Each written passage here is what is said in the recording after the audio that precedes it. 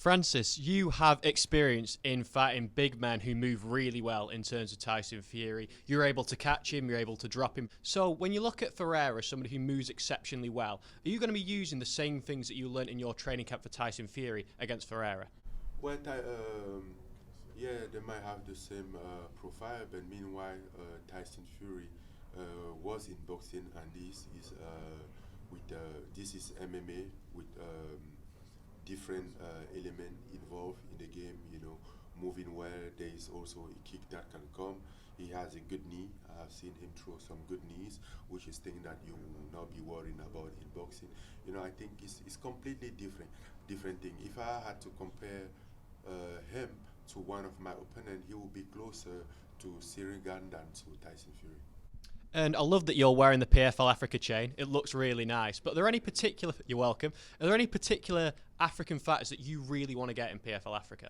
Well, the goal of the PFL Fight Africa is mostly to give the chance to those who we are not seeing them right now, that are in the shadow, that in Africa fighting in local events, that they don't even have uh,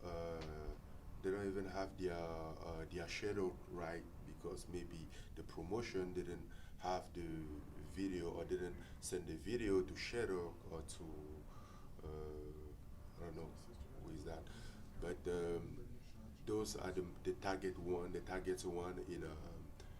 in PFL Africa. But meanwhile, I have the opportunity to see one of them, which was in my foundation. I mean, there were two, but one stands out with his improvement, dedication, and I think we're gonna get him prepared for the PFL Africa. But by then, he will be fighting under my card in Riyadh. He started MMA at my foundation in Bati. And yesterday we had a special guest at the press conference. Jake Paul was there, and he's a very big guy. But between you and Ferreira, he looked tiny. What was it like having Jake Paul on stage with you? Well, Jake Paul is not our weight class. We barely noticed that he went there.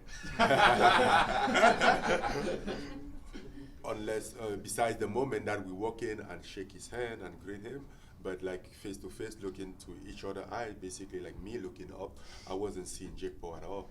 He wasn't in my landscape.